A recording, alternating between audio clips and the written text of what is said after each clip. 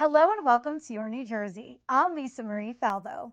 Today, we're shining a spotlight on creativity, passion, and perseverance in the arts.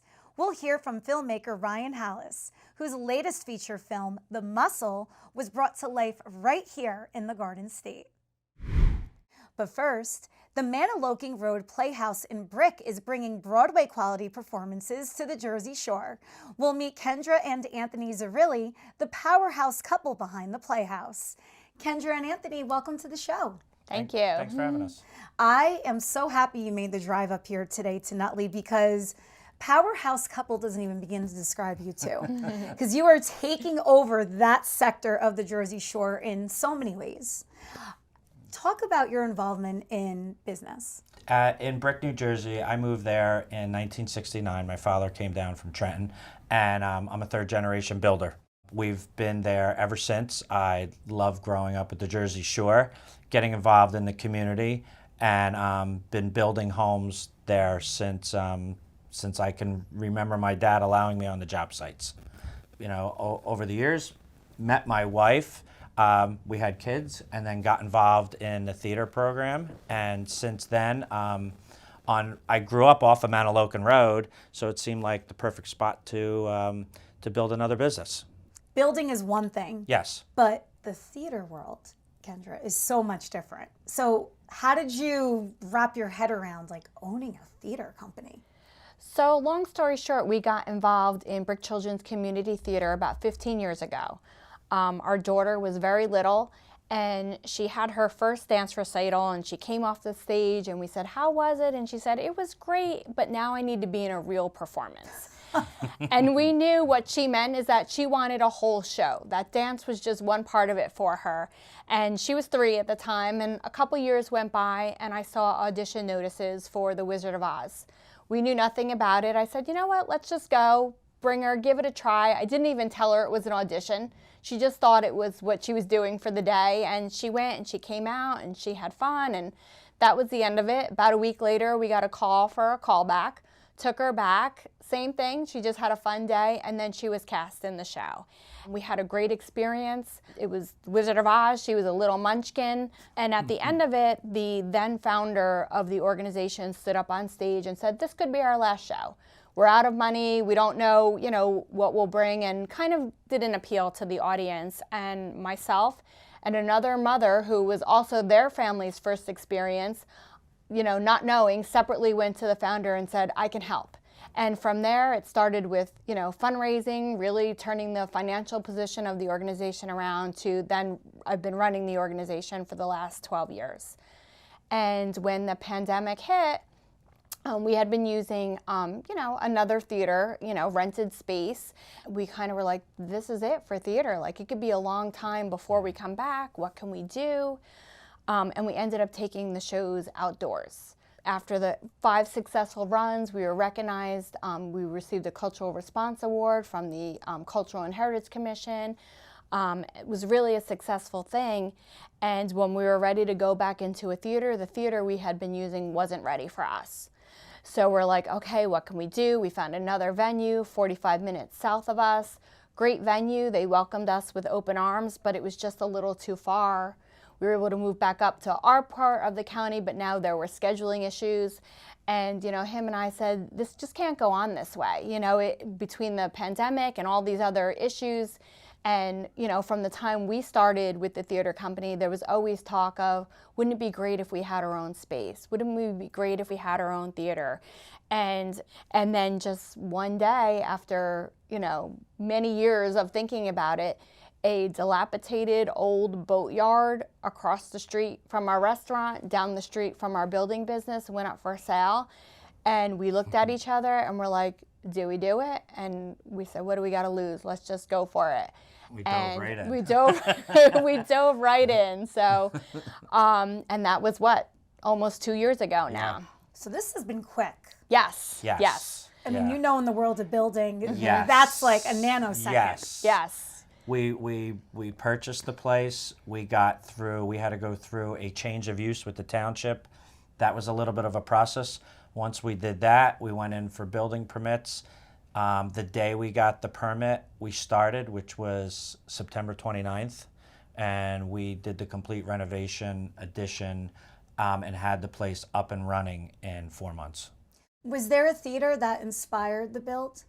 Once we knew we were doing this, you start to really focus on different places that you go, whether it was off-Broadway, Broadway. We flew down to where our daughter goes to school at UCF. We went to their black box. We went to the other black boxes in the area that are part of schools.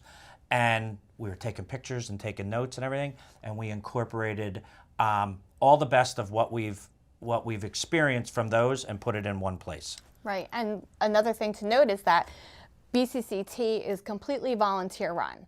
So we 100% depend on our parents to help us with things. I mean, we have a technical team that are professionals, but our parents, our stage crew, our parents are set construction, props, costumes.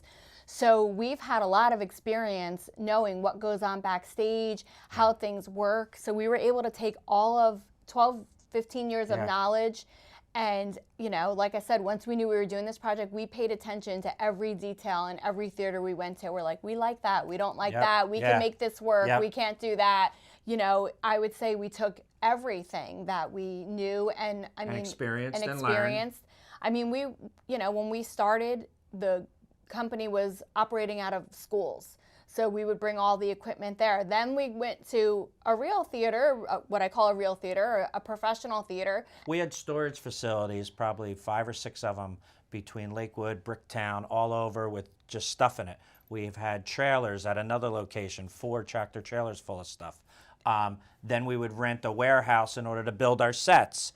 And then we would have the show somewhere out, you know, at the whatever venue we were at. We had our studio and rehearsals, So now everything is under one roof. Everything. Wow. We build the sets there. All the costumes are there. Our props. We run our business out of there. The kids rehearse there. We teach performing arts classes there. So to be able to consolidate everything, especially when you're so dependent on volunteers, has taken the load off of everybody, we think, in the long term. Oh, it's incredible. It just came out awesome. Is it your favorite build you've ever done? It's definitely the biggest build of passion. Absolutely, yes. Yeah. I mean, and all of our subcontractors that have been with us for, you know, 20 plus years through Zarrilli Homes, they were fantastic. I mean, to get a project done like this in 4 months and the scope of the work that needed to be done, I mean, we did everything. There wasn't a sidewalk. There wasn't a driveway. We were on a dirt, you know, an old building on a pile of dirt.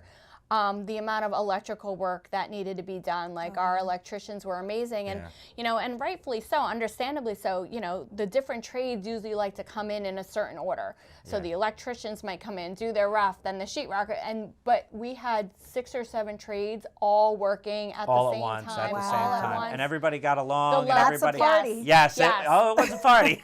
The level of cooperation was unbelievable, and it's the only way we ever would have gotten everything done as quickly as we did. I mean, there's almost 5 miles of electric in the building that we added. You know, it's all, and everything's brand new, from the roof to the railings to the windows to everything in there is brand new. How many seats? 120. That's big. Yeah. And it's stadium seating. Each level's like 14 inches higher than the next. There's really no bad seat in the house. And it's very, what would you say, intimate? It's intimate. It's got the big theater feel because you have all the technology. All of the lights are brand new LED lights. We have a 40-foot wide by 16-foot high projection screen. All of the sound. I mean, anybody who walks in who's a musician or a sound person, they take one look at those speakers and they're like, oh, these are the greatest. To me, God. I'm like, they sound good. Oh, that's awesome. But they take a look, they just can't believe it. You have everything. You can see everything, and yet you can see every face, every smile, every kid's expression. From every seat. The most amazing thing about your story and most fun is you can go to the theater, watch a show, and then go across the street to your Mantoloking Road Ale House and still support the Zarrilli family. Absolutely. The restaurant's been there for, God, it's got to be probably 30 years, but we've owned it for the last 8, and we just completely renovated it. And both venues, the restaurant and the Playhouse, so it's the Mantoloking Road Playhouse and the Mantoloking Road Ale House, everything is synced together. Amazing. Yeah, it really is cool. Really Good is burgers, I'm sure. Oh, absolutely. Yes. The food is spectacular. So anything else has always kind of been in our control. And if there's a little bit of a setback, you know, we're dealing with it. So we're like, okay, we have a setback here, but we'll deal with it. We'll move on. Every setback here felt like, oh my gosh, what if we let these kids down? What if we let our families down? What if we don't get open? Yeah. Right? And we had been without a place to perform since the summer, which, you know, we normally do 3 or 4 shows a year. It was the first time in probably 30 years we didn't do a holiday show, or, you know, because we just didn't have somewhere to perform. And we're like, and we knew that was going to be the case going into this, but we're like, if we miss one more time, we would just be heartbroken to have to go to the kids and say, you know what, it's just not going to work out. You guys have to wait a little bit longer.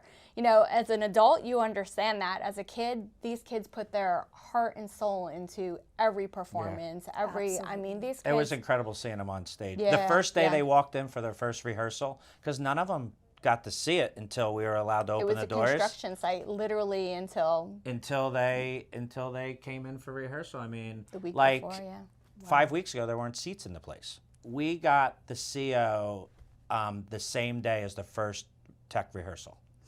4:47, and tech rehearsal was at 5 o'clock, and we got the CO. Wow. So it was that close. I'm sure you guys were on the phone a lot. Oh my God! Yes. And listen, done? the township, really, everybody worked with us. They worked with us. They love the project. They love what it's doing for the community. Because so many people in the township are involved in it. Yeah. They want to see the shows. They know what it's going to do for the children and the community. So they really worked and helped us along with the whole project. So talk about your splashy grand opening. When everything was finally done, how did you celebrate? So the first show that we opened was Frozen, and that was with Brick Children's Community Theater. We had 6 sold-out shows over the course of a weekend, exceeded our expectations. Everything just came together. At the end, it was so nice to say, you know what, we don't have to make multiple trips, lugging equipment back, putting costumes away. Everything was right there. Our second weekend, we had Remember Jones, who is one of our BCCT alum. He grew up at Brick Children's Community Theater. He's now, Anthony D'Amato has now been performing as Remember Jones for quite some time. He brought his Jones Sings Jones show to us for a grand opening event. He was so excited to come back to Brick and be the first artist on the stage. And he hadn't been back to Brick in quite some time. So it was great. It was really an honor to have him. Yeah. That's so He's special. uber talented, and it's so much fun to watch. Well, you're going to be developing a lot more talent now out of this Yeah. space. Yes. I mean, I can just see it. What's on the calendar coming up? So the next show for Brick Children's Community Theater is Beetlejuice in May, and then we're doing Aladdin in August. And Rudolph the Red-Nosed Reindeer in December. So we've got a lot. So they're kind of the primary tenant, but in between all of that, we're working on lining up comedians. We have mentalists coming in. We have movie nights. You know, that big projection screen is kind of a neat thing. There's so much interest going on right now. We're almost having a hard time keeping up with all Walk-ins of the every interest. day. Anthony, Kendra, this was amazing. Thank you so much for taking the time out of your busy schedules to be here with us today. Where can people find out more about you and the theater? So for the theater, they can visit MantolokingRoadPlayhouse.com, or if they want to learn a little more about Brick Children's Community Theater, they can visit bcct.org. Great. Well, hopefully we'll see you this summer. I would love to bring the kids to Aladdin. We'd love to have you. We'd love to have you. Thank you very much Thank for having you. us. Thank you. New Jersey has long been a hidden gem for filmmakers, and our next guest is proving why. Ryan Halasz is the writer, director, and star of The Muscle, a feature film shot right here in the Garden State. Ryan, welcome to the show. Thank you for having me. You aren't just any other guest. You are my good Ryan, the Ryan that I have worked so closely with for 5 years since COVID, who I've been nominated for Emmys with. I mean, you are just the ultimate to me. I love you so much. And the fact that you're having all of the success on your own with this movie, living out your dream, is just everything to me. That means the world to me. It's crazy. 5 years ago, I just met you down the street from here in a little studio, shooting a little show and how things just snowballed, and this working relationship we have just turned into something so much greater. And I'm so grateful to have you and to have all the beautiful projects and memories we had together. It's insane. It's the best. So enough about us, though. It's all about you. You are the guest here today. The muscle, I know, has been in the works for many years. You've workshopped this. You go to acting classes to hone your craft. You do it all. You shoot, you edit, you direct. And this is a culmination of all of your talent coming together. How did the muscle come to be? I really took this project seriously about 3 years ago. I was hopping different acting classes and stuff. I met my good friend Eric Serbo within an acting class, and we would go back and forth on scenes and stuff like that. And I think it's so important to find your tribe, right? Like, I think that's the most important part on if you have a project and a dream, people that support you and people that just believe in you, because it's so hard to believe in yourself, right? You just got to go out and do it. And then once you find your tribe, you have people around you who are forcing you and pushing you. And so we turned it into a play. We just showed it to a small theater, very local. And that's really where the magic happens, right? Because anybody can write a screenplay, anybody can write a script, right? Is the script going to be good? I don't know. But if you show it to people, if you go out and you workshop it and you massage it, and people give you feedback. So that's the most important thing as an artist. You got to be able to be ready for feedback and be willing to, because it hurts. When you make something and you put your blood, sweat, and tears in it, and it just costs you everything, your emotional state, everything, and you get feedback and you're like, you're right, And then we translated that play into a script, and people read it, and everybody wanted to be part of the project. And then I said, I think it's ready to shoot, What is the muscle about? The muscle's about a guy who finds out who killed his father, turns out to be his best friend. And he has to choose between forgiveness or revenge. And he chooses forgiveness. It's as hard as that sounds, he chooses forgiveness. But at that moment, it's too late, because other factors come into the story, and karma catches up with the antagonist. And the main character witnesses that. That's where our final kind of story arc is, Is it greed or is it love? A lot of, because you're a jiu-jitsu martial artist, and a lot of that is in your movie as well. I was just talking about this today with some of the jiu-jitsu guys, It's when you go down on the ground and you roll, you realize it's like fight or flight, right? Either you're getting tapped out or you're doing the tapping. Either you're attacking or you're defending. This film, I think that fight or flight translated into, oh my God, I have to do this film. I have to.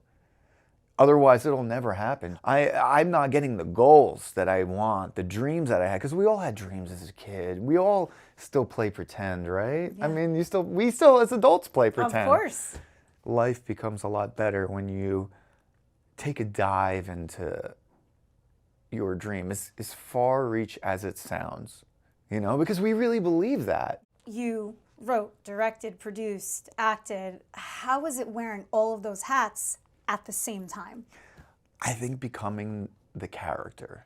If you truly become the character, everybody around you is going to believe you, and everybody around you is going to want to help you and want to be part of the project. And then that rubs off on other people. They start truly believing it. It's a snowball effect. When we got on set, I really didn't have to direct much, because you're finding talent that you believe in a project so much, you put so much effort into finding the perfect talent. Yeah. That's what the beauty is, and that's what I learned through some of my amazing peers and the cast.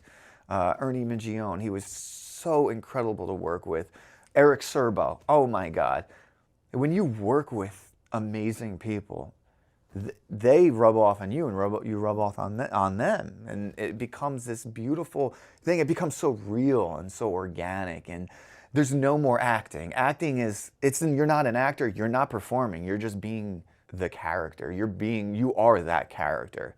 You know, as long as you believe in the project and you come at it from a point of love too. That's another thing part, you know. You're from New Jersey. You shot and directed this film in New Jersey. Where exactly did you film? So I tried to show that as much as I can through the B-roll. We shot down the Turnpike. There's a lot of Turnpike shots. There's a lot of homages to older mafia films shot in New Jersey, Sopranos.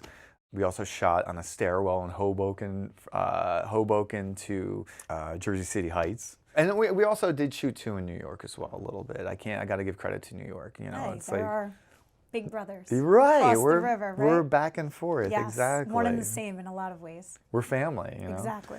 Yeah. So New Jersey is a character, and a lot of the inspiration came from these old films that love New Jersey. And there's also some awesome there's some action in the film too. So there's the awesome Hong Kong films we took inspiration from, and art films too. Wong Kar-wai is a great director. We love him, and that inspired me so much. Yeah. That's his cinematography. And Well, you are getting recognized for the film and especially for your acting. You premiered the film in New York City this winter at a big-time film festival where Spike Lee was present, and so many names talk about that experience. Oh my God. Oh my goodness. Yeah. Honestly, when I got the news, I didn't think it was real. I was like, no, there's no way. We applied to maybe 15 festivals so far. And we did that only because we didn't think it would maybe get into one or two or whatever, and I'd be waiting for months and months and months. Got into the first festival, the New York City International Film Festival. And when I got the phone call, I was actually very down because it was like past the date that we were going to be notified, right? So I'm thinking in my head, oh yeah, we probably didn't get in the first one. It's okay, you know, whatever. But I'm kind of down. I'm just laying on the couch and stuff. And we love your film. Do you want to be in our film festival? And I'm like, sure. Wonderful. Your film is going against Spike Lee's brother's movie. I'm like, and at that point, I was like, yeah, absolutely, totally, I'm in, 100%. We get there, we get to the gala event, and it's just complete. It was so overwhelming. I was so overstimulated. I was just in awe. I didn't even know if it's real. I still don't even know if it's real. I hope it's real. I hope all this is real. You know. Met Spike Lee, wonderful guy. It was a crazy event. I couldn't get a photo with him, but I got a photo with his brother. And there was a lot of people there. Michelle Hurd from Gossip Girl was there. I got a photo with her. I got a photo with a couple people from Power, the show Power. I mean, it was insane. Yeah. It was insane meeting all these people, and I'm just this like dude from Jersey who was a projectionist at the Forum Theater. I used to splice film, and now I'm, you know, I made a movie, and it's in this film festival with all these insane people, and I really didn't know how to handle it or digest it. I'm still digesting it, you know. Yeah, well, but not only did you get in a film festival, not only did you screen it in front of a sold-out packed audience, of all the films, you were named a Best Actor. That's what this little guy is for. It's so surreal, and I really got to thank my cast for this, and my crew, my cast, producer, everybody involved. You know, it was a collaborative process that we all won this. You know, it wasn't just me who won this; it was everybody who won this.